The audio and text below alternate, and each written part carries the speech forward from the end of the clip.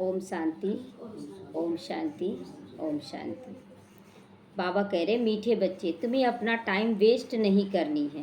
अंदर में नॉलेज का सिमरन करते रहो, ज्ञान का सिमरन जरूर करते रहना है। उससे निंद्रा जीत भी बन जाओगे। जब भी योग में बैठते हैं या कुछ भी सुनते हैं तो नींद आने लगता है, तो ज्ञान बाबा क्या बोल रहा है उसको सोचना है, समझना है। बाबा कहता उबासी आदि नहीं आएगी। प्रश्न है, तुम बच्चे बाप पर फिदा क्यों हुए हो? फिदा होने का अर्थ क्या होता है? उत्तर है, फिदा होना अर्थात बाप की याद में समा जाना। फिदा होना मतलब बाप की याद में समा जाना। जब याद में समा जाती हो तो आत्मा रूपी बैटरी चार्ज हो जाती है। आत्मा रूपी बैटरी निराकार बाप से जुड़ती है तो बैटरी चार्ज हो जाती है, विक्रम विनाश होते हैं, कमाई जमा होती है। और अगर बाबा को याद नहीं करेंगे तो क्या होता है? विक्रम का बोझा उतरेगा नहीं तो कोई ना कोई रूप में कर्म भोग आता है। तो इसीलिए बाबा कहता है कि बच्चे बाप से कनेक्ट होकर बैठो, बाप को याद करो ताकि तुम्हारा विक्रम विनाश हो सके। ओम शांति। रूहानी बाप बैठ रूहानी बच्चों को समझाती है। अब यहाँ तुम शरीर के साथ बैठी जरूर हो, लेकिन सुन रहे हो आत्मा बनकर, शरीर बनकर नहीं। आत्मा शरीर में है लेकिन बाबा कहता है लेकिन हम आत्मिक स्थिति में है। जानते हो मृत्यु लोक में यह अंतिम हमारा शरीर है। फिर क्या होगा? फिर क्या होगा? ये अंतिम शरीर खत्म हो जाएगा, विनाश हो जाएगा, फिर नए शरीर में जाएंगे। फिर बाप के साथ शांति धाम में इकट्ठे होंगे। यह शरीर नहीं होगा। फिर स्वर्ग में आएंगे तो नंबरवार पुरुषार्थ अनुसार सब इकट्ठे तो नहीं आएंगे, जाएंगे इकट्ठे लेकिन आएंगे नंबरवार। तो यह राजधानी स्थापन हो रही है। जैसे बाप शांति का सागर, सुख का सागर है, बच्चों को भी ऐसी शांति का, सुख का सागर बना रहे हैं कि फिर जाकर शांति धाम में विराज होना है, विराजमान होना है। बाबा कहता है कि बच्चे मैं शांति का सागर हूँ, सुख का सागर हूँ। तो दुख हो सकता है क्या बाबा के साथ रहकर? बाबा के साथ रहने से दुख नहीं होता है। घड़ी घड़ी क्या होता है कि हमारा जो पिछला विक्रम है, जैसे कि जिस रास्ते से हम आए उस रास्ते से चलने पर बीच बीच में गड्ढा खाई तो मिलेगा ना, लेकिन बाबा उसको बहुत अच्छे से पार करा देगा, निश्चिंत रहना है। तो बाबा कहता है कि बाबा सुख का सागर, शांति का सागर, तुम्हें भी सुख का सागर बनकर रहना है, शांति का सागर बनकर रहना है। क्योंकि फिर यहाँ बनकर रहोगे फिर शांति धाम में जाना होगा। तो बाप को, घर को और सुख धाम को, तीनों को याद करो। बाप को, घर को और सुख धाम यानी बैकुंठ को याद करना। यहाँ तुम जितना जितना इस अवस्था में बैठते हो तुम्हारे जन्म जन्मांतर के पाप भस्म हो जाते हैं। इसको ही योग अग्नि कहा जाता है। योग अग्नि परमात्मा की याद में बैठना, ज्ञान सुनना, तो विक्रम विनाश हो जाएगा। सन्यासी कोई सर्वशक्तिमान से योग नहीं लगाते हैं, वह तो रहने के स्थान ब्रह्म से योग लगाते हैं, घर से योग लगाते हैं। वो हो गए तत्व योगी, ब्रह्म अथवा तत्व से योग लगाने वाले। यहाँ जीव आत्माओं का खेल होता है। यहाँ पर जीव आत्माओं का, जीव मतलब शरीर में रहते हम आत्मा बनकर बाबा को याद करते हैं, तो जीव आत्माओं का खेल हो रहा है। वहाँ स्वीट होम में सिर्फ आत्माएं रहती हैं। उस स्वीट होम में जाने के लिए सारी दुनिया भी पुरुषार्थ कर रही है। आखिर बाहर वाले भी बोलते हैं ना कि बाबा हम, भगवान हमको ले चलो इस दुनिया से, बोलते हैं। क्यों? क्योंकि इस दुनिया में बहुत दुख, अशांति, कलह, कलेश का वातावरण है। तो सन्यासी भी कहते हैं हम ब्रह्म में लीन हो जाएं। ऐसे नहीं कहते कि हम ब्रह्म में जाकर निवास करें, लीन हो जाए मतलब समाप्त हो जाए वहाँ जाके। जैसे पानी में कोई बुलबुला एकदम समाप्त हो गया, वैसे हम लीन हो जाएं। तो यह तो तुम बच्चे अब समझ गए हो कि वो हमारा घर है। भक्ति मार्ग में कितनी खिटखिट हो सुनते रहते हैं। यहाँ तो बाप आकर सिर्फ 2 अक्षर ही समझाते हैं। जैसे मंत्र जपते हो ना, कोई गुरु को याद करते हैं, कोई किसको याद करते हैं, स्टूडेंट टीचर को याद करते हैं। अभी तुम बच्चों को सिर्फ बाप और घर को याद करना है। यहाँ का कुछ भी याद ना आए। यहाँ कुछ भी जो भी हो रहा ना, हर बात में कल्याण समाया हुआ है। तो हमें बाकी चिंता फिक्र नहीं, याद आता है ना, पता नहीं वो कैसा होगा, ये कैसे होगा, आगे क्या होगा, कुछ नहीं, बाबा के साथ चल रहे हैं। हर बात में कल्याण समाया हुआ है। तो बाप से तुम वर्षा लेते हो, शांति धाम का भी, सुख धाम का। तो हमें शांति में भी रहना और सुखी रहना, निश्चिंत रहना है। वही दिल में याद रहता है, मुख से कुछ बोलना नहीं है। बोलना नहीं है कि हम बहुत सुखी हैं, हम बहुत शांत हैं। वो आपके चेहरे चलन से दिख जाएगा कि आप शांत हैं, सुख है। क्योंकि अच्छे समय में शांत रहना किसी को भी आ जाता है, लेकिन बुरे समय में शांत रहना, सुखी अनुभव करना बहुत मुश्किल होता है। और हमें उस समय भी शांति का, सुख का अनुभव करना है। तो बाबा कहता है कि मुख से ज़्यादा कुछ बोलना नहीं। बुद्धि से तुम जानते हो ना कि हम शांति धाम के बाद सुख धाम में जाएंगे। बुद्धि से हम जान रहे हैं हम पहले मुक्ति में जाएंगे, फिर जीवन मुक्ति में जाएंगे। तो यही ना सब तरह के विकारों से मुक्ति, कमी कमजोरियों से मुक्ति, हिसाब किताब से मुक्ति, सारा मुक्ति यहीं पर मिल जाएगा। उसके बाद जीवन मुक्ति भी यहीं पर मिलना चाहिए, तब जाके आप समझेंगे कि हम जीवन मुक्ति में जाने लायक बने। तो यहाँ पर ही जीवन मुक्त का मतलब जीवन जी रहे हैं, परिस्थितियाँ आ रही हैं तो जा रही हैं, लेकिन हम उसमें फंसे नहीं, सब अच्छा होगा। तो मुक्ति, जीवन मुक्ति दाता एक बाप है। बाप बच्चों को बार बार समझाते, बच्चे डिस्टर्ब होकर टाइम वेस्ट नहीं करना है, परेशान नहीं होना है, इसमें टाइम वेस्ट चला जाता है। जन्म जन्मांतर के पापों का बोझा सिर पर है, वो तो परेशान करेगा ना, वो तो परेशान करेगा, लेकिन हमें परेशान नहीं होना है। इस जन्म के पापों आदि को तो स्मृति में रहती है, मतलब इस जन्म में हम जो भी कुछ गलत किए हैं वो इस जन्म में याद रहता है कि हम ये काम किए, ये काम किए, लेकिन और अन्य जन्मों का तो याद नहीं है, वो तो चुकतू होगा। सतयुग में ये बातें तो होती नहीं कि वहाँ जाकर चुकतू करेंगे, चुकतू तो यहीं करना है। तो यहाँ बच्चे जानते हैं जन्म जन्मांतर के पापों का बोझा है। नंबर 1 है काम विकार का विक्रम, जो जन्म जन्मांतर करते आए हैं, और बाप की निंदा भी बहुत की है, उसका भी पाप का बोझा चढ़ा है। तो निंदा इसीलिए हम लोगों का ज़्यादा होता है कि जितना ज़्यादा हम निंदा किए उतना ज़्यादा हमारा निंदा होगा। तो बाप जो सभी का सद्गति देते हैं, उनकी तुम कितनी निंदा की हो। तो यहाँ तो हमारी निंदा होगी ना, चारों तरफ बदनामी होगा ना, हम लोग बहुत निंदा किए। ये सब ध्यान में रखना, ये सब तो आएगा चुकतू होने के लिए। अब जितना हो सके बाप को याद करने का पुरुषार्थ करो। वास्तव में वाह सतगुरु कहा जाता है, बोलते हैं वाहे सतगुरु। तो बाबा कहता है कि गुरु को नहीं, वाहे सतगुरु, यानी सच्चा गुरु जो है शिव बाबा, उनको बोलते हैं। सत श्री अकाल या वाहे सतगुरु बोलते हैं। तो वह गुरु का अर्थ कोई नहीं जानता, वह सतगुरु। मुक्ति, जीवन मुक्ति वही देते हैं ना। वह गुरु तो अनेक है, यह सतगुरु एक है। अनेक गुरु, ब्रह्मा बाबा कितना गुरु किए थे, 12 गुरु किए। 12वां गुरु के पास जब गए, बुलाया गया उनको, तो 10,000 रुपया मांगे थे।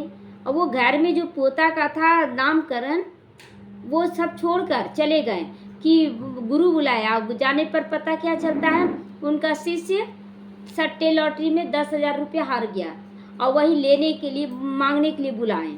वो कोई सवाल नहीं पूछे ब्रह्मा बाबा ऐसा क्यों। और मन में यही चिंतन किए, जब एक गुरु अपने शिष्य को नहीं सुधार सका तो मेरा क्या सदगति करेगा। उसी समय उनको वैराग्य आ गया। तो बाबा कहता है एक ही सदगुरु है, गुरु कितना भी कर लो शांति नहीं मिलता है। कभी एक गुरु, कभी दूसरा गुरु कर रहे हैं। तुम लोगों ने गुरु बहुत किए, हर जन्म में 2-4 गुरु करते हैं। गुरु करके फिर और स्थान में भी जाते हैं, मतलब शांति नहीं मिलता तो सोचते यहाँ नहीं वहाँ जाते, वहाँ नहीं वहाँ, यहाँ पर तो कहीं नहीं जाना, यहाँ तो सतगुरु मिल गया है, शायद यहाँ से अच्छा रास्ता मिल जाए, उन लोगों को लगता है। तो ट्रायल करते रहते हैं और गुरुओं के पास जाकर, परंतु मिलता उनके पास भी कुछ भी नहीं। अभी तुम बच्चे जानते हो यहाँ तो रहना नहीं है, सबको जाना है शांति धाम। यहाँ रहना है क्या? यहाँ भल सदगुरु मिले हैं, लेकिन रहना नहीं है। बाप तुम्हारे निमंत्रण पर आए हैं, तुमको याद दिला रहे कि हम अपनी मर्जी से नहीं आए, तुम्हारे बुलाने पर आए हैं। तुमने हमको कहा आओ, हमको पति से पावन बनाओ। तुमने हमको कहा आओ और पति से पावन बनाओ। पावन शांति धाम भी है तो पावन सुख धाम भी है। तो कहाँ जाने का पुरुषार्थ करना है? शांति धाम की सुख धाम? सुख धाम। तो बुलाते हमको घर ले जाओ, तुम तो बोले हो कि हमको घर ले जाओ, इतना तंग हो गए कि बोले घर ले जाओ, लेकिन अभी पुरुषार्थ करना में सुख धाम का। घर तो सबको याद है, आत्मा फट से कहेगी हमारा निवास स्थान परम धाम में, बोलते ना ऊपर जाना है, हमको ऊपर जाना। ऊपर कहाँ जाना? परम धाम जाना है। परम पिता परमात्मा भी परम धाम में रहते हैं, हम भी परम धाम में रहते हैं। अब बाप ने समझाया, तुम पर बृहस्पति की दशा बैठी हुई है, चिंता मत करो। बृहस्पति की दशा है तो बीच बीच में अगर पेपर आएगा तो भी वो खत्म करने के लिए। तो यह बेहद की बात है। बेहद की दशा सब पर बैठी। जो भी बाबा के बच्चे अच्छे से चल रहे हैं उसका बाल भी बाका नहीं हो सकता है। चक्र फिरता रहता। हम ही सुख से दुख में और फिर दुख से सुख में आते हैं। शांति धाम, सुख धाम, फिर है दुख धाम। यह भी तुम अभी बच्चे समझते हो। मनुष्यों की बुद्धि में अभी ये सब नहीं बैठता है। अभी हम लोग समझ रहे हैं कि कितना दुख था, बाबा के बनने के बाद क्या मिला, सुख मिलने लगा, सारा जो भी विक्रम था विनाश भी होने लगा। तो अभी बाप जीते जी मरना सिखला रहे, मर जाओ, कुछ भी नहीं, जो हो रहा कल्याणकारी, बाप का जिम्मेवारी है। परवाने समा पर फिदा हो जाते हैं ना, कोई उस पर आशिक होकर जल जाते हैं, कोई फिदा हो जाते हैं, कोई फिर फेरी पहनकर चले जाते हैं। हम कौन से बच्चे, जल जाने वाले, फिदा होने वाले, या फेरी पहनकर चले जाने वाले? फिदा होने वाले। तो यह भी बैटरी, जल जाना क्या होता है? जल जाना क्या होता है? फिदा होना क्या होता है? जल जाना बस बाबा में जुड़े हुए हैं, जल गए, जो भी बाबा कहे करना। लेकिन फिदा होना का मतलब एक होता है शांति धाम का तैयारी और एक होता है सुख धाम का तैयारी। हमें बाबा पर फिदा होकर बाबा के अनुसार बन जाना है। बाबा के में जाकर जल कर मर नहीं जाना है। फिदा होने का मतलब बाप समान हमें बन जाना है। तो यह भी बैटरी है ना, आत्मा रूपी बैटरी है। सबका बुद्धि योग उस एक से लगा होना चाहिए, निराकार बाप से जैसे बैटरी लगी हुई है। इस आत्मा के बहुत नज़दीक है। बहुत सहज होता है बाबा को पुरुषार्थ करना, क्योंकि बाबा यहाँ बैठा हुआ है, उनके तन में उनका वाइब्रेशन आ रहा है। तो बाप को याद करने से तुम्हारी बैटरी चार्ज होती जाती है। तुम बच्चों को थोड़ी थोड़ी मुश्किलात होती है, इनको सहज है, ब्रह्मा बाबा को सहज है कि बाबा उनके तन में आता है, लेकिन फिर भी इनको पुरुषार्थ तो करना पड़ता है ना। अब ऐसा थोड़ी है कि बाबा यहाँ बैठ कर वाइब्रेशन आ रहा, संस्कार थोड़ी बदल गया, संस्कार उनको भी बदलने का पुरुषार्थ करना पड़ा।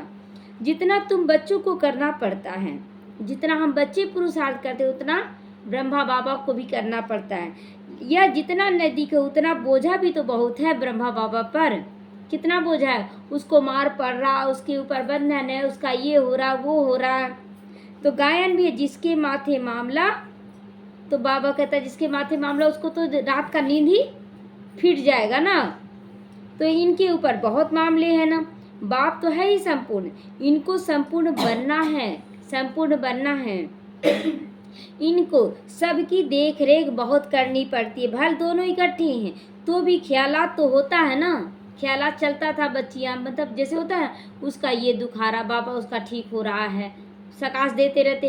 तो ब्रह्मा बाबा के ऊपर तो सारा जिम्मेवारी था, वो दिन रात यही सब सोचते थे। बच्चियों पर कितनी मार पड़ती है। तो जैसे दुख होता है ना, कर्मातीत अवस्था तो पिछाड़ी में हुई ना, पहले तो नहीं थी ना। पहले तो उनको चिंता लग जाता था, बाद में एकदम निश्चिंत हो गए। जो भी हो रहा साक्षी दृष्टा, शुरुआत में थोड़ी हो जाता है एकाएक, तब तक ख्याल चलता है क्या हो रहा, कैसे होगा ठीक। ये कर्मातीत स्थिति की निशानी नहीं है, ये चिंता कर रहे हैं। तो बाबा कहता है जब तक आप कर्मातीत में नहीं पहुँचे तब तक चिंता फिकर लगा रहेगा।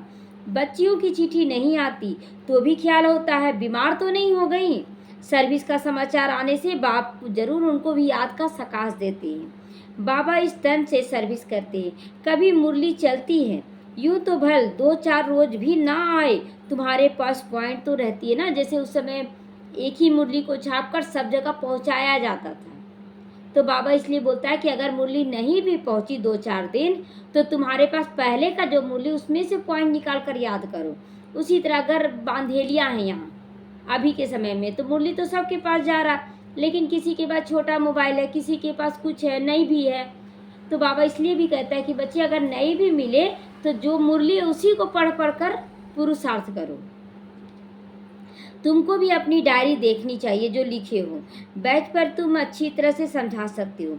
जब आदि सनातन देवी देवता धर्म था तो कोई और धर्म नहीं था। झाड़ भी जरूर साथ में होना चाहिए ना। बाबा कहता है झाड़ जैसे आदि सनातन देवी देवता धर्म, तो उसमें महाराजा महारानी भी थे, परिवार वाले भी थे, दास दासी भी थे, प्रजा भी थी, सब था, पूरा राजधानी था। तो वैरायटी धर्मों का राज भी समझाना होता है। पहले पहले एक अद्वैत धर्म था। एक अद्वैत धर्म मतलब दूसरा कोई धर्म नहीं था। विश्व में शांति, सुख और पवित्रता थी। जब एक धर्म होता है तब सब कुछ अच्छा होता है, लेकिन जब दो हो जाता है तो थोड़ा झगड़ा हो जाता है, रीस हो जाता है। तो बाप से वर्षा मिलता है, क्योंकि बाप शांति का सागर है, सुख का सागर है। आगे तुम कुछ भी नहीं जानते थे, अब जैसे बाप की बुद्धि में है वैसे तुम्हारी बुद्धि में आ चुका है। ड्रामा क्या है? ड्रामा कैसा है? कल्याणकारी है।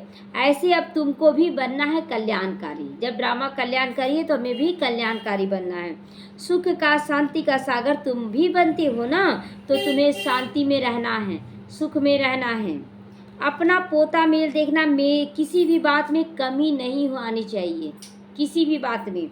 मैं बरोबर प्रेम का सागर हूँ। कोई ऐसी चलन तो मेरे में नहीं है जिससे कोई नाराज हो जाता हो। कोई भी ऐसी चलन नहीं रखनी जिससे हमसे कोई नाराज हो। अपने ऊपर नज़र रखनी है। ऐसे नहीं समझना कि बाबा आशीर्वाद करेंगे तुम यह बन जाओगे। ऐसा नहीं सोचना कोई भी कि बाबा आशीर्वाद करेंगे और आप बन जाओगे। आपको पुरुषार्थ करना होगा। बाप कहते मैं ड्रामा अनुसार अपने समय पर आया हूँ, तो अपने समय पर सब कार्य करके चला जाऊँगा। पुरुषार्थ तुम जितना करोगे उतना मिलेगा।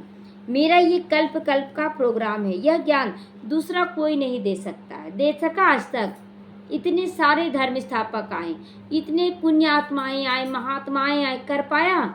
नहीं कोई कर पाया। बाबा क्या कर रहा है? पूरे विश्व को पावन बना रहा है। तो सत्य बाप, सत्य टीचर और सतगुरु एक ही हैं, यह पक्का निश्चय है। तो तुम्हारी विजय होनी ही है, निश्चित है। तो इतने अनेक धर्म जो भी है उन सब का फिर विनाश हो जाएगा। जो भी है धर्म वो उसमें क्या हो गया? खराबी आ चुका है, उनका विनाश निश्चित है। जब सतयुग की सूर्यवंशी घराना था तो और दूसरा कोई घराना नहीं होता है। सतयुग में दूसरा कोई घराना नहीं है। तो सारा दिन ऐसे ऐसे अपने आप से बातें करते रहो कि मैं किस घराने की तैयारी कर रहा हूँ। मुझे अपने घर की याद रहनी चाहिए और इस कलयुग की कुछ भी नहीं। जो हो रहा है उसमें कल्याण छुपा हुआ है। ज्ञान की पॉइंट अंदर में टपकनी चाहिए, खुशी रहनी चाहिए। बाप में नॉलेज है, वह तुमको अब मिल रही है, उसको धारण करना। इसमें टाइम वेस्ट नहीं करना चाहिए, बिल्कुल टाइम वेस्ट नहीं करना चाहिए। रात को भी टाइम मिलता है। देखते हैं आत्मा ऑर्गन से काम करते करते थक गई तो फिर सो जाती है। रात में भी जैसे मनन चिंतन चलता रहता है ना, क्या होगा, कैसे करना है, ये मनन चिंतन करते फिर बाबा अब नींद आ रहा, आप सोने जा रहे हैं, बोलते हैं बाबा को। तो बाप तुम्हारी भक्ति मार्ग की सब थकावट दूर करके अथक बना देते। बना रहे ना अथक बना रहे, कितना निश्चिंत बना रहे हैं बाबा। जैसे रात को आत्मा थक जाती है तो शरीर से अलग हो जाती है, जिसको नींद कहा जाता है। एकदम निश्चिंत होकर सो जाते, पता चलता है फिर अचानक 2-2:30 बजता नींद खुल जाता, अरे कितना टाइम हुआ है, तो उठ जाते हैं। सोता कौन है? आत्मा के साथ कर्मेंद्रियां भी सो जाती हैं। आत्मा भी सोती है, रिलैक्स फील करती है सोने के बाद। तो रात को सोते समय भी बाप को याद करते करते ऐसे ऐसे ख्यालात करते जाना चाहिए। रात में भी अच्छे अच्छे विचार करना चाहिए, बुरा नहीं सोचना है। बुरा सोचने से फिर वही मन बुद्धि में आएगा। हमेशा अच्छा अच्छा जो हो रहा उसमें कल्याण है, हर बात में कल्याण है। तो हो सकता है पिछाड़ी में रात दिन तुम नींद को जीतने वाले बन जाओ। लास्ट में रात को भी नींद जीत लेंगे और दिन को तो जागेंगे ही। ऐसा समय आएगा कि दिन रात को जागना पड़ जाएगा। फिर याद में ही रहेंगे, बहुत खुशी रहेगी। 84 के चक्र को फिराते रहेंगे। एक भाई का विघन आया ना, तो बोलते हमको तो ऐसे भी नींद नहीं आता, हम तो रात भर अब योग में बैठ जाएंगे। तो देखिए विघन क्या करता है, आपका योग का पावर बढ़ा देता है। आप ज़्यादा बाबा को याद करने लग जाते हैं। तो इसीलिए बाबा को याद करते रहना है। विघन कल्याणकारी योग का पावर बढ़ जाता है। उबासी वह झुटका आदि नहीं आएगी। जब बाबा को याद करेंगे तो नहीं आएगा। हे नींद को जीतने वाले बच्चों, नींद को जीतने वाले बच्चों, कमाई में कभी नींद आती है क्या? नींद नहीं आती है तो कमाई में नींद नहीं करना है। जब ज्ञान में मस्त हो जाएंगे ना, तब तुम्हारी अवस्था वो रहेगी कि नींद नहीं आएगा। तुम यहाँ पर थोड़ा टाइम बैठते हो तो कभी उबासी आता है तो कभी झुटका आता है। झुटका आता है, नहीं आना चाहिए, नहीं आना चाहिए, है ना। तो और तरफ अटेंशन जाने से फिर उबासी आएगा, टेंशन में नींद चला जाएगा, मन बुद्धि चला जाएगा, उधर जाएं उधर करें। तो बाबा कहता है कि और तरफ अटेंशन जाएगा तो आपको उबासी आएगा, नींद आएगा। अब तुम बच्चों को ये भी ध्यान रखना है कि हमको औरों को भी आप समान बनाना, प्रजा तो चाहिए ना, तो प्रजा बनानी है। तो बाबा कहता है कि प्रजा तो चाहिए ना, नहीं तो राजा कैसे बनोगे, किस पर बनोगे राजा? केवल हम अपने तक ठीक है, तो राजा किस पर बनेंगे? धन दिए धन ना खूटे। बाबा के यज्ञ में अगर धन का दान कर रहे हैं तो वो धन कभी ख़त्म होने वाला नहीं है। दूसरों को समझाएंगे, दान देते रहेंगे तो कभी खूटेगा नहीं, कभी बर्बाद। बाबा का बनने के बाद अगर सही रीति आप चल रहे हैं तो आपके एक एक रुपये का हिसाब बाबा रखता है। बाबा एक बार यज्ञ में नाली बनवाना था, नहीं पाइप लगवाना था, और मिस्त्री बड़ा बड़ा पाइप लेकर आ गया था। 2000 का शायद सामान था वो, 2000 का। उस समय जिस समय बाबा का घर खुला था उसमें पैसे का दिक्कत था, और 2000 का सामान आ गया, मिस्त्री ला दिया, मिस्त्री भाग गया, अब बना भी नहीं, सामान रखा रह गया। बाबा को बोलते थे बाबा एक एक रुपया सभी बच्चों का, बाबा मेरे ऊपर पाप ना चढ़े बाबा, सो बाबा आप इसका जिम्मेवारी लो। रोज़ बोलते थे, बाबा को सौंप देते थे। और 4-6 महीना के बाद फिर कोई नॉलेज भी नहीं था कि दुकान का मतलब किस चीज़ का कहाँ दुकान रहता है, किस चीज़ का कोई नॉलेज नहीं था, देखे थे ना उस समय।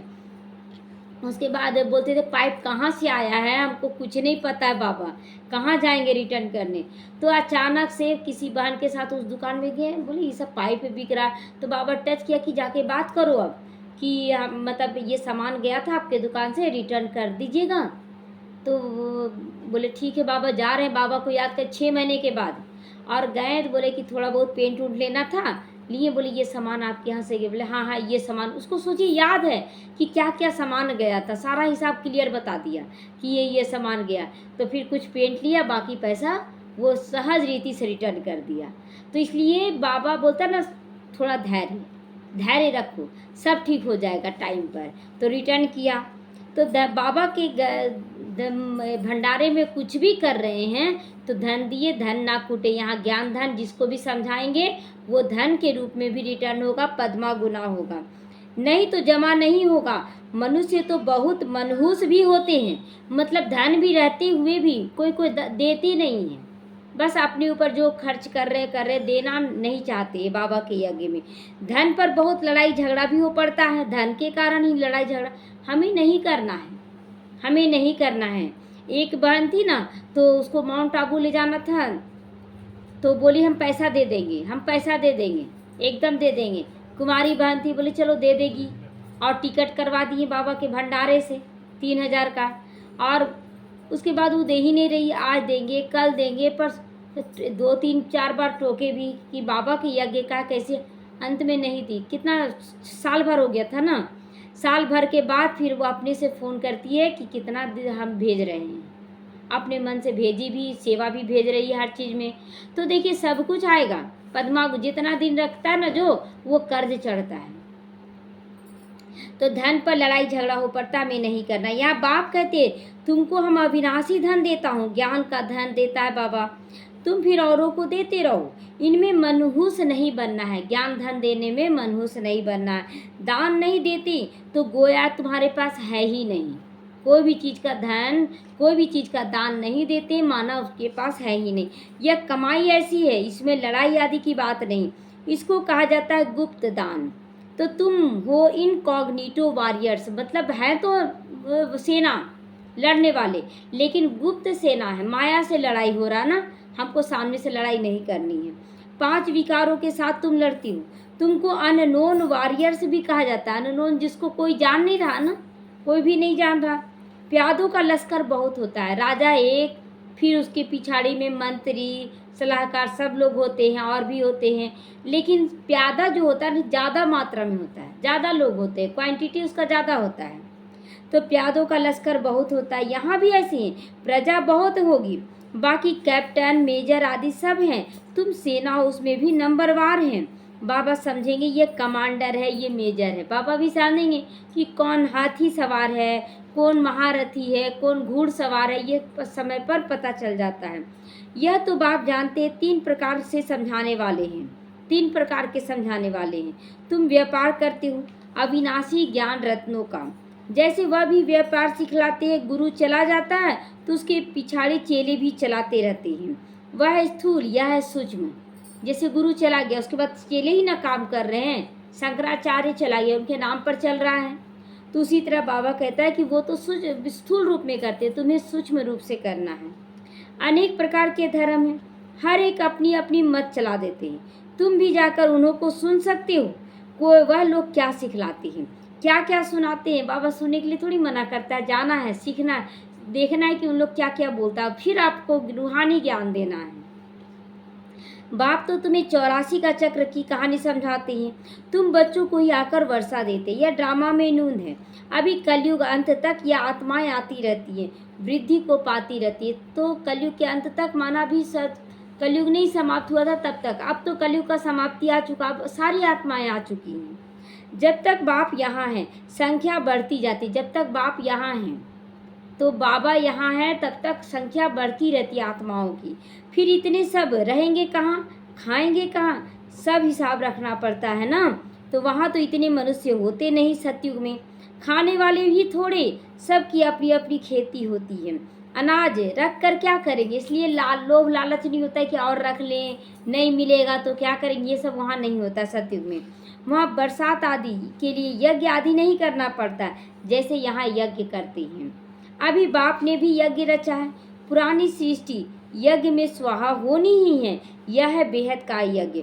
वह लोग हद के यज्ञ रचते हैं बरसात के लिए, हद का यज्ञ की बरसात नहीं हो रहा है कैसे होगा, उसके लिए यज्ञ। हम लोग वहाँ सतयुग में ये यज्ञ नहीं होगा। बरसात पड़ी तो खुशी हो गई, यज्ञ से यज्ञ की सफलता हुई। अगर बरसात हो गया तो यज्ञ की सफलता हुई, और अगर बहुत ज़्यादा बरसात होने लगी तब यज्ञ कब करेंगे, तब यज्ञ कब करेंगे, तो झेलना तो पड़ेगा ना। तो नहीं होने से अनाज नहीं होगा, अकाल पड़ जाता है, भल यज्ञ आदि रचते हैं, परंतु बारिश को नहीं पड़ना है तो क्या कर सकते हैं। अगर बारिश नहीं पड़ना है तो क्या करेंगे, कुछ नहीं, यज्ञ करके भी शांत मार देंगे। आपते तो आनी है ना, मूसलाधार बरसात हो जाती है, अर्थक्वेक, ये सब तो होना है। ड्रामा के चक्र को तुम बच्चों ने बहुत अच्छे से समझा है। यह चक्र भी बहुत बड़ा होना चाहिए। एडवर्टाइज बड़े बड़े स्थानों में लगी हुई होगी तो बड़े बड़े लोग पढ़ेंगे, समझ जाएंगे कि अब बरोबर पुरुषोत्तम संगम युग चल रहा है, आत्माओं में उत्तम बनने का ये संगम युग चल रहा है। कलयुग में बहुत मनुष्य हैं, सतयुग में बहुत थोड़े मनुष्य होते हैं। तो बाकी सब इतने खत्म हो जाएंगे, यानी कि बहुत थोड़े सतयुग में आएंगे, बाकी सब शांति धाम चले जाएंगे। शिव जयंती माना ही स्वर्ग जयंती, शिव बाबा आए, उनका अवतरण हुआ, माना स्वर्ग की तैयारी शुरू हो जाती है। और साथ में लक्ष्मी नारायण की भी जयंती शुरू हो जाती है। बात तो बड़ी सहज है, शिव जयंती मनाई जाती है, वह है बेहद का बाप, उनसे स्वर्ग की स्थापना की थी। उसने ही, शिव बाबा ने ही स्वर्ग की स्थापना की थी। लगता है जैसे कल की बात है, लगता है ना कि कल हुआ था, आज फिर हो रहा है। तुम स्वर्गवासी थे, यह बहुत सहज बात है। बच्चों को अच्छी रीति समझकर फिर समझाना भी है सबको। खुशी में भी रहना है, कभी खुशी गुम नहीं होने देना है। अभी हम सदैव के लिए बीमारियों से छूटकर 100% हेल्दी, वेल्दी और हैप्पी बनते हैं। बाकी थोड़ा सा समय है, थोड़ा सा समय चुकतू होने का है, उसमें मूंझना नहीं है। भल कितने भी दुख हो जाएं, मौत आदि होंगे, उस समय बहुत खुशी में तुम बच्चे रहना है, तुम बच्चों को बहुत खुशी में रहना है। जो हो रहा कल्याणकारी है। तुम जानते हो मौत तो होना ही है, कल्प कल्प का ये खेल है। फिक्रात कोई नहीं होती, फिक्रात उस समय होगी कि क्यों मर रहा है लोग, क्यों विनाश हो रहा है, नहीं फिक्र होनी चाहिए। जो पक्के हैं वह कभी भी हाय हाय नहीं करेंगे। मनुष्य कोई का ऑपरेशन आदि देखते हैं तो चक्कर आ जाता है ना, गिर जाए, अब चक्कर देगा। अगर सामने में भी अगर किसी का कट छट जाए तो चक्कर आएगा। ये पहले से एक क्वालिटी था मेरे अंदर, मेरे सामने मतलब रामनवमी हजारीबाग में बहुत ज़्यादा होता है ना अच्छे से, और वहाँ तलवारबाजी, लोग दुश्मनी भी निकालता है वहाँ, तो तलवारबाजी में क्या करता है, किसी का हाथ काट दिया, किसी का गर्दन, पेट पीठ सब काट देता है। और वहीं पर खड़े होकर देख रहे हैं लोग बेहोश हो रहा है। बोले बेहोश क्यों हो रहा है इन लोग, ये हो रहा तो हो रहा, खून बह रहा तो बह रहा, उसमें क्या है। सो बोलते थे, बच्चे थे लेकिन कुछ कोई असर नहीं करता था, बह रहा तो बह रहा, लोग आ रहा कट रहा, पट्टी मतलब पट्टी करा रहा। तो ये क्वालिटी पहले, कोई मर भी गया ना तो मर गया तो हमको क्या लेना देना तो ये पहले से ही था ये क्वालिटी। अभी तो देखो कितना बड़ा मौत होगा, पहले तो एक दो को का देखते थे, अब कितना बड़ा मौत होगा। तुम बच्चे समझते हो ये सब तो होना है। गायन भी है, मिरुआ मौत मल्लू का शिकार। तो जो मल्लू का होगा वो शिकार करेगा, मतलब ज्ञान देकर और ज़्यादा लूटेगा खजाना। क्या लूटेगा, मतलब सबको प्रजा बनाएगा, सबको शांति का वाइब्रेशन देगा, और जो मरने वाले वो चले जा रहे शांति धाम में। तो इस पुरानी दुनिया में बहुत दुख उठाया, अब नई दुनिया में जाना है। अच्छा, मीठे मीठे सीखी लदे बच्चों प्रति माता पिता बाप दादा का याद प्यार और गुड मॉर्निंग। रूहानी बाप की रूहानी बच्चों को नमस्ते। हम रूहानी बच्चों की रूहानी माता पिता बाप दादा को याद प्यार, गुड मॉर्निंग और नमस्ते नमस्ते, शुक्रिया बाबा शुक्रिया। धारणा के लिए आज मुख्य सार है, बाप से अविनाशी ज्ञान धन लेकर दूसरों को दान जरूर करना है। ज्ञान दान से दान करने में मनहूस नहीं बनना है। जितना दान करेंगे उतना आपका धन बढ़ेगा। ज्ञान की पॉइंट्स अंदर में टपकती रहे कि इस समय क्या समझाना चाहिए, इस समय क्या समझाना है। राजा बनने के लिए प्रजा जरूर बनानी है। अपना पोता मेल देखना है, मैं बाप समान प्रेम का सागर बना हूँ। विपरीत परिस्थितियों में ये चेकिंग होता है कि क्या मैं प्रेम का सागर बना हूँ बाप समान, कभी किसी को नाराज तो नहीं करता हूँ, अपनी चलन पर पूरी नज़र रखता हूँ, ये सब देखना है। वरदान है, ज्ञान के साथ गुणों को इमर्ज कर सर्व गुण संपन्न बनने वाले गुण मूर्त बनो। हर एक में ज्ञान बहुत है, लेकिन अब आवश्यकता है कि गुणों को इमर्ज करने की। गुणों को इमर्ज करने का मतलब क्या हुआ, आप बहुत ज्ञानी बन गए लेकिन परिस्थिति आ गया तो वो गुण हट जाता है। तो अब समय पर उस गुण को दिखाने का समय है। इसीलिए विशेष कर्म द्वारा गुणदाता बनो। विशेष कर्म द्वारा, जैसे कोई भी परिस्थिति, हम अचल अडोल रहे तो अचल अडोल होने का गुण है, शांति का गुण है। गलत किया फिर भी उससे शांति से बात करके बाबा को सौंप दे तो ये भी गुण जा रहा है कि देखो कितना अचल अडोल है। तो गुणदाता बनो। संकल्प करो, मुझे सदा गुणमूर्त ही बनना है और सबको गुणमूर्त बनाने के कर्तव्य में तत्पर रहना है। इससे व्यर्थ देखने, सुनने व करने की फुर्सत नहीं मिलेगी। जो हुआ बाबा को समर्पण। इस विधि से स्वयं की और सभी की कमजोरियां सहज समाप्त हो जाएगी। आपकी, हमारी भी और सबकी भी कमजोरियां समाप्त हो जाएगी, क्योंकि सभी माया जाल में फंसे हुए हैं, किसी का दोष नहीं है। तो इसमें हर एक अपने को निमित्त समझे दाता बनने में, गुणमूर्त बनने में।